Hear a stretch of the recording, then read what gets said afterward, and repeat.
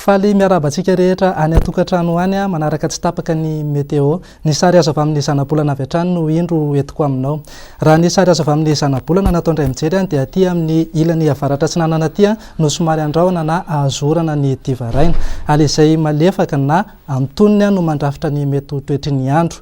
Ao antsika eto afovoantany sy amin'ny faritry mena be iny dia miandrandra ilay orana voalohany isika amin'ny farany herinandro izao, izany hoe manomboka ny zoma, sabotsy na lahady. Araka izany dia maivamaivana ny fitsoky ny rivotra saky manerana ny nosy. Raha hitantsika amin'ny sary izao dia somary anorana malefaka ny aty amin'ny faritry Sava ary Analanjorofo ary atsinanana iny, andrahoana kosa ny amin'ny tapany avaratra atsinanan'ny nosy rehetra iny ary fandimby andrahoana sy masoandra any amin'ny faritra sisa rehetra. Raha ny tolakandro indray kosa dia anorana malefaka tandrifondrahona ny aty amin'ny faritry Sava aty ary anorana malefaka ary mety araha-kotroka kosa izany ho antsika any amin'ny tapany atsimo nosy rehetra iny. Ifandimby kosa ny rahona sy masoandra amin'ny faritra sisa rehetra. Raha ny maripana vao vinavina ho amin'ny rapitso maraina kosa indray ary dia any vakina karatrany no mbola ahitana 20 degré celsius manodidina ny 10 ka hatramin'ny 12 degré celsius kosa ny eto afovoantany ary 20 na 20 degré kosa ny any amin'ny morotsiraky ny Gasikara.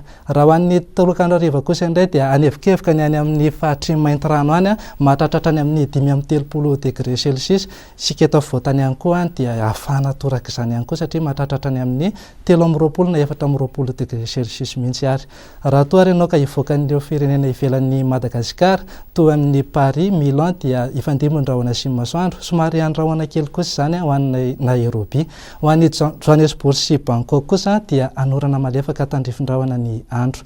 Ho an'ireo nosy kely ivelan'ny Madagasikara kosa indray dia andrahoana ny andro amin'ny Port-Louis sy Saint-Denis, ifandimby kosa andrahoana sy masoandro any Seychelles ary anorana malefaka ary mety araha-kotroka kosa ho an'ny Comore.